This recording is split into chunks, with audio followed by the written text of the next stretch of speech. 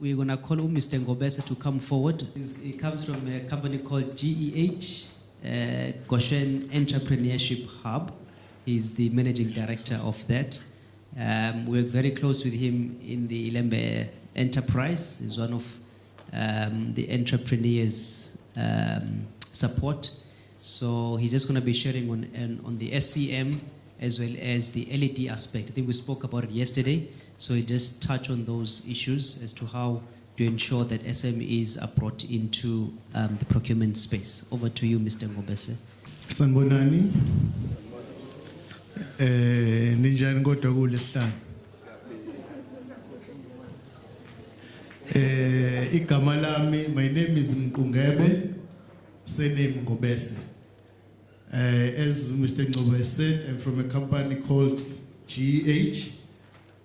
We are based in, let me rather say KZN, because I know there's a lot of talk about local content. So before I get myself out of business, let me just say we are based in KZN, so we still qualify for local content. So I will not touch on many things because a lot has been said. You know, when you come to this, what do you call it, a summit or a conference, or what is this? Conference. Yeah, so we find that you end up with repetition because there's so much we can talk about, you know, and we'll end up being creative when we try to develop content. So all in all, I think the greatest challenge that we are faced with in the country, which has given birth to all these policies, acts, frameworks, and everything else, is just unemployment. That's all that we are trying to solve.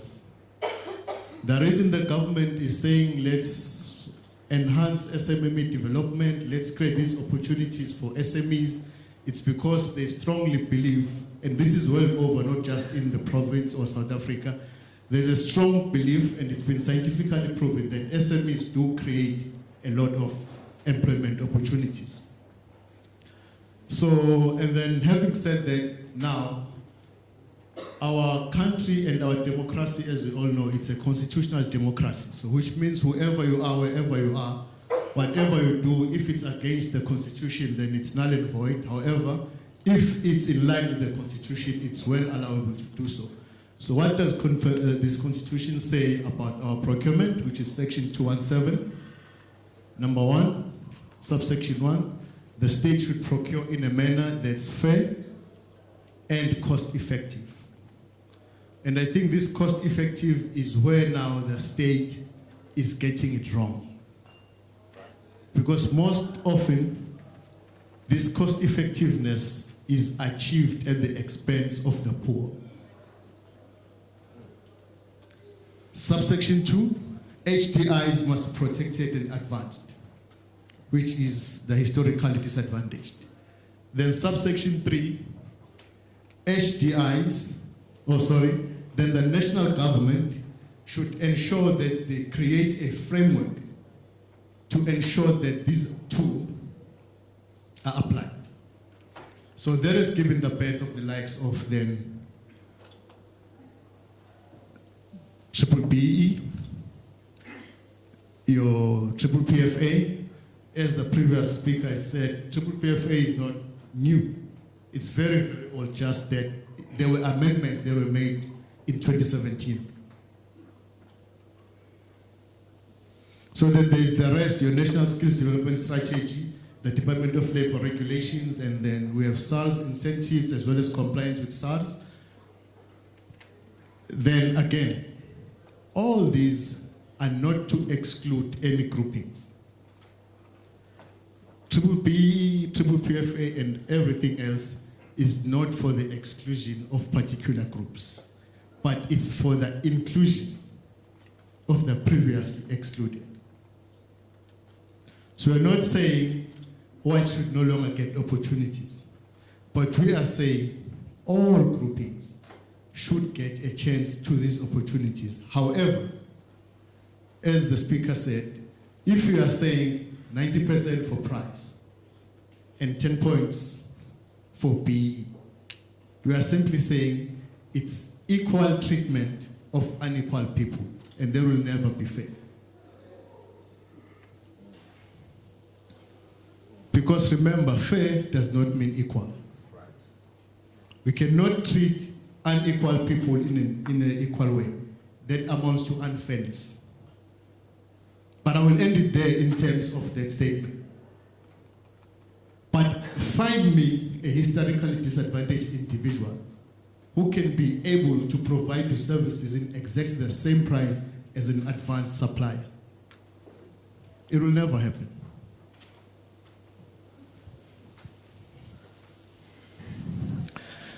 And then I think this one, triple BE. The state is not playing its part in terms of triple BE. Number one, there is also a public sector scorecard, which means government is not exempt from BE. That's number one. Number two, most SCM practitioners that we engage with, they don't seem to understand BE. For instance, a company that's in the construction sector cannot come to you with a BE affidavit stating that they make less than 10 million.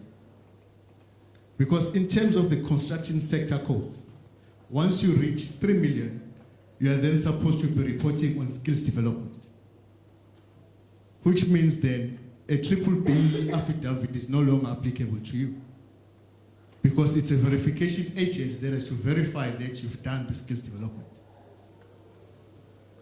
For built environment professionals, which are your consulting engineers, once they reach 1.5 million, they also need to report on skills development.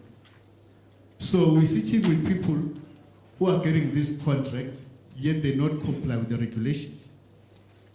Because the public sector has made it very easy to get procurement opportunities without actually being compliant. And I'll tell you the effects of that. When you try and seek opportunities in the private sector, remember the private sector, things like the King Codes, to some of them, especially the corporates, their legislation, they have to abide by those. They have to abide by the green reporting initiatives. We talk directly to, even if you're providing a security card, does Toyota know how much you are paying that security card? Are you part of a bargaining council?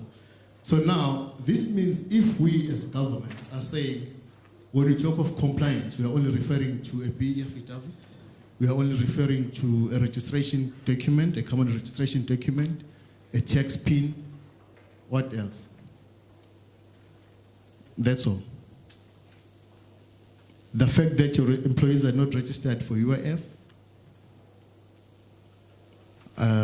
bargaining council, it doesn't count.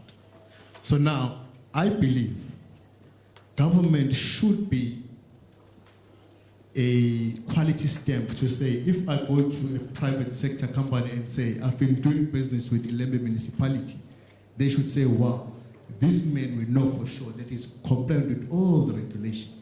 But once you go to a corporate and say, I've been working with government, they say, oh, siyabonga. Because they know now that you have learned things that are so difficult to unlearn. Once they say to register your employees with UIF, then you start saying, hey, these white people. But no, it's not that. It's law. So now, this is how I feel or I believe we should try as government to say on our bids, because remember, BE is there, and it's not this animal that we should be scared of.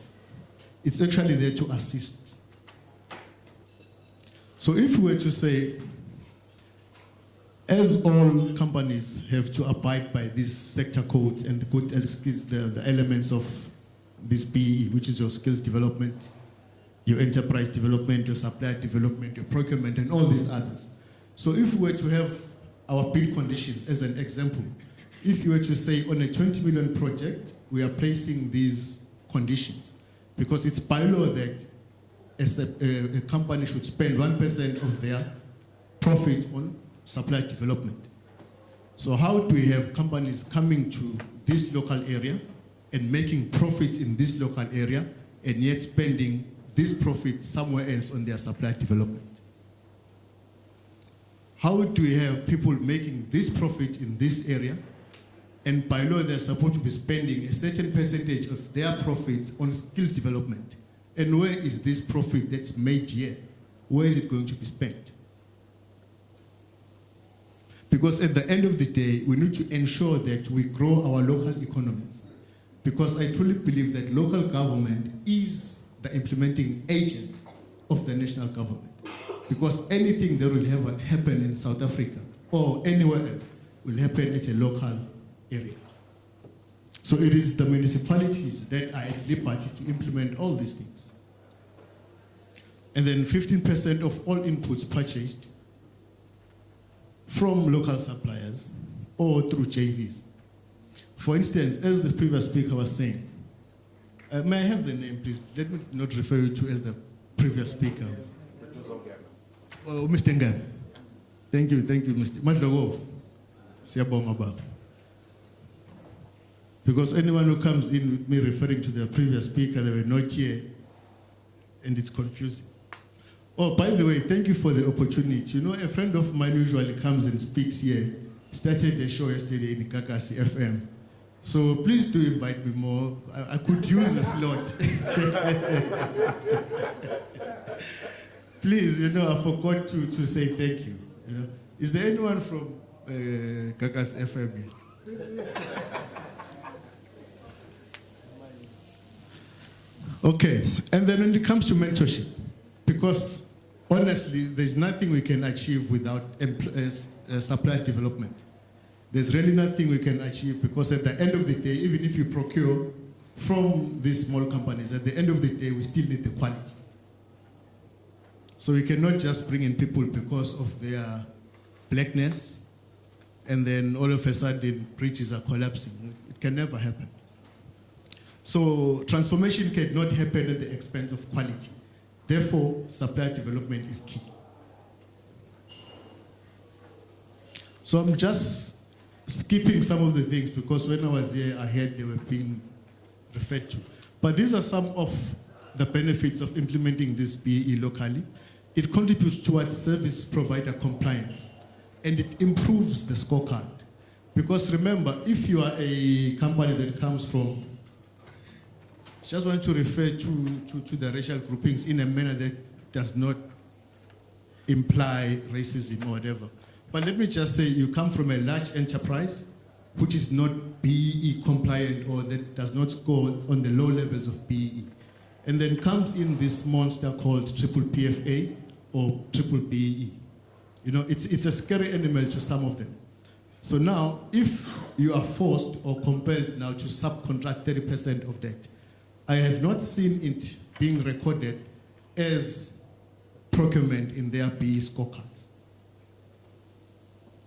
Because 30% of that project, 30% of 20 million is 6 million.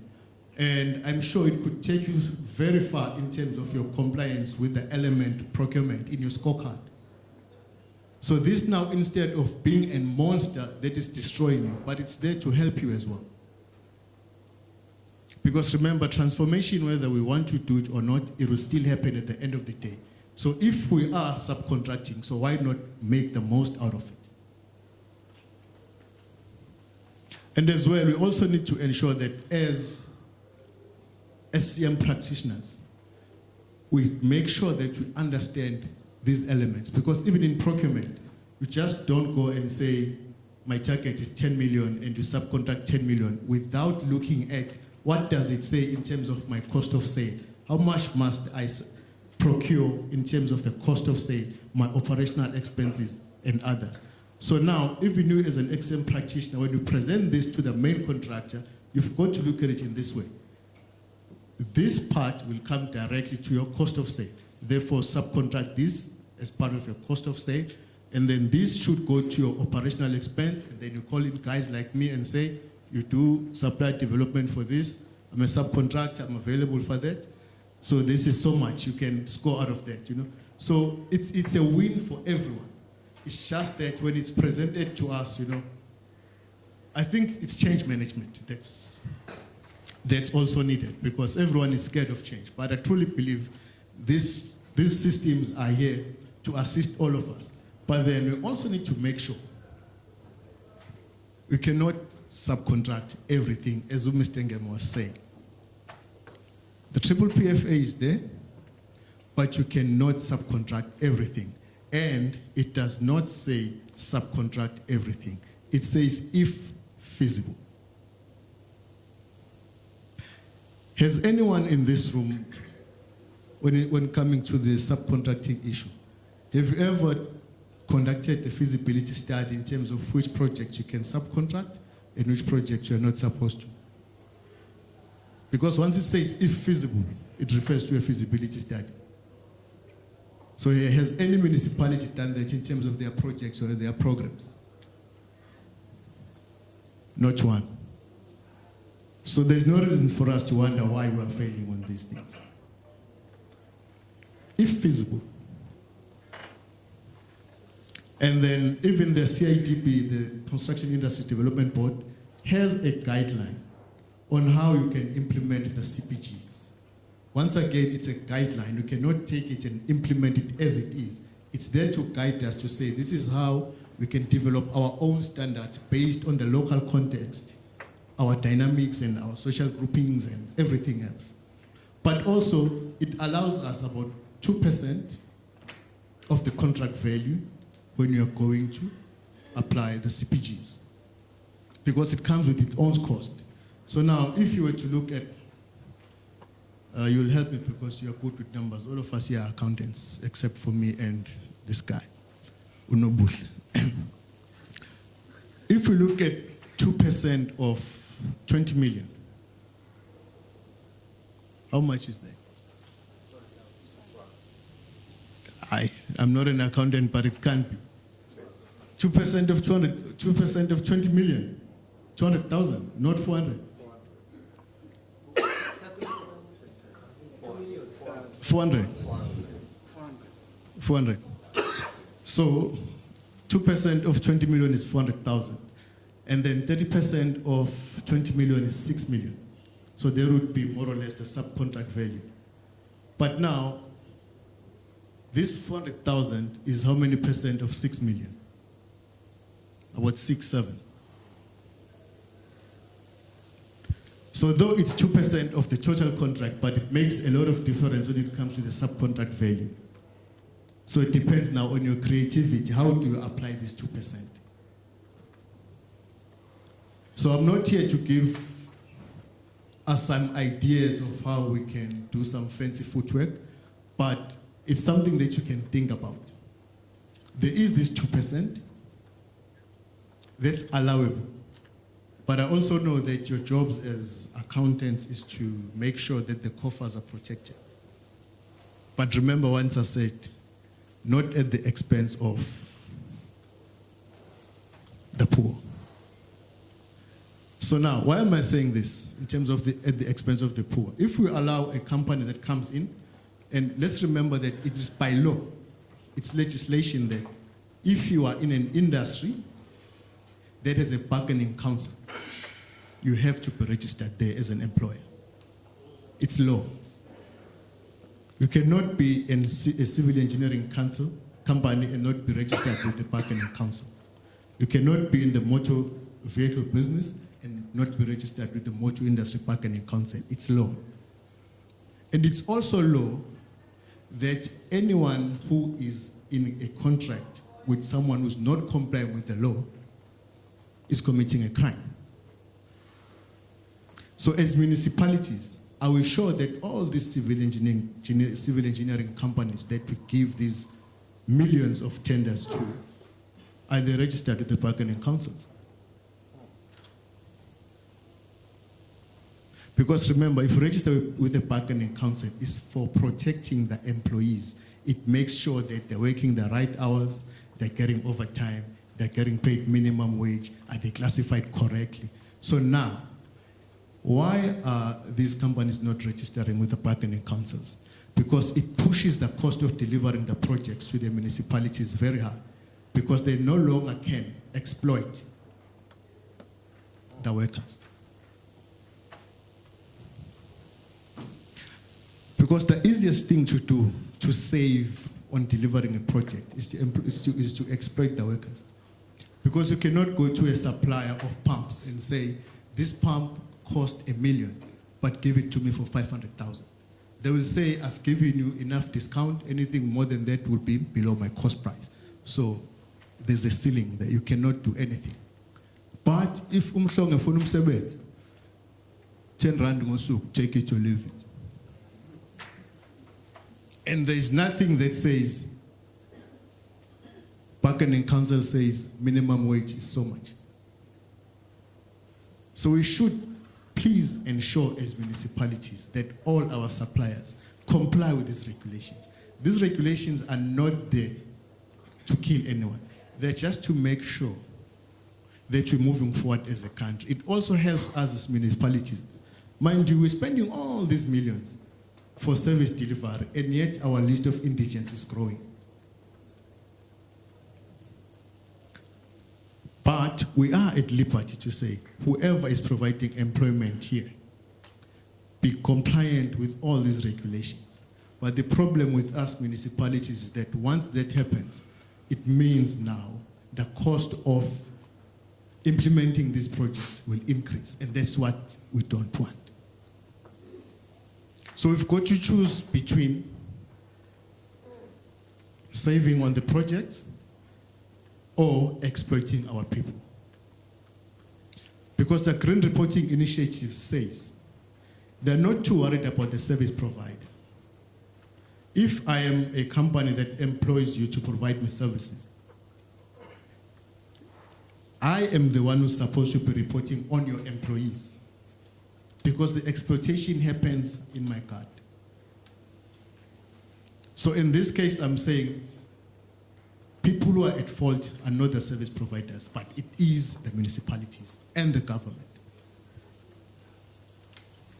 Because I don't think it would be wrong for us to say it is a bid condition that all bidders should be registered with the bargaining council. It's a standard condition. Because if you're not registered, why? Why are you not registered? Municipalities themselves do have a bargaining council. Am I wrong? And it's to protect the employees of the municipalities. So the employees of the municipalities are protected, and the employees of the service providers are not protected. And we wonder, and just wonder, why people are so angry in the streets. 5 minutes. Oh, hold on. Okay. Let's maybe touch on this SARS compliance. I will not look at compliance, let me look at the benefits. Because as I say, people are not complying because of the cost of compliance. However, there are so many benefits that come with compliance. So if we look at the employment tax incentive, which has been there for close to 20 years, if not more, it's been there just to ensure that it enhances the employment opportunities for the youth. So what happens is that you can claim back up to 50% of whatever you pay youth, but that's kept at 1,000 rands. So let's look at, most people pay around 2.5, 2,500. The service providers, that's amount they pay to their laborers. So the minimum wage now is 3,500. And SARS, on the other hand, says you can claim back up to 1,000 rands. So you can still pay your labor or your worker 3,500 rands and get back the 1,000 rands from SARS. And still, it has cost you just 2,500. We're not getting these benefits because we're trying to run away from compliance. We're not actually running away from compliance. We're running away from the benefits. There's also the learnership tax allowance, which says you get a tax relief of up to 60,000 if you send people for learnerships. So let's just say you are sending 10. 60,000 by 10 is 600,000. If you are paying someone 3,500 rands, you claim back the 1,000 rands, so the cost to you is 2,500. you send them to a learnership and get a tax relief of 60,000. And this person is costing you less than 30,000 rands per annum. And you are getting a tax relief of 60,000. So now, this person, you are making a profit out of him working for you, a profit of 30,000 rands. And on top of that, he's gained more skill. So there are these benefits that we as municipalities or SCM practitioners should be aware of and make them as it could be a condition or just make these people aware. Because most of them, if I'm in a business of baking bread, why would I be worried about learnerships? But I can make more money from the learnerships than from the bread. Because we're all in business to make money. Angivale. 5 minutes is over. 2 minutes. So let me stop there because of time. I don't think there's much more. But lastly, just last one, Mapoloba. If I go above 2 minutes, I apologize in advance. So finance. I think lastly we should look at the cost of, when we cost the projects. If we say the cost of putting together this table is 10 rands, and we are all in agreement that we should advance the historically disadvantaged. So that alone says they do not have the 10 rands to do this. So now, if you do not take into account the cost of the capital, because if they do not have the money, they've got to go out and borrow. And there's no free money. So once you go and borrow the money, you're incurring interest. And remember, most of us do not have sessions with the development finance institutions, which are there to provide soft loans. So these people go to loan sharks. And the minimum you can get a loan for is 30%. So if the cost of the capital is 30%, how much then is the markup? Because at the end of the day, we are in a system where we are competing to be the one charging the lowest. It's a crazy world. It's like going to an auction, everyone is trying to be the highest bidder. So if the man is being charged 30% for the cost, it tells you they'll never make a profit. So people are just busy providing services to the municipalities. The municipalities say, we are getting our tables, the guy is busy, the children are crying. Thank you.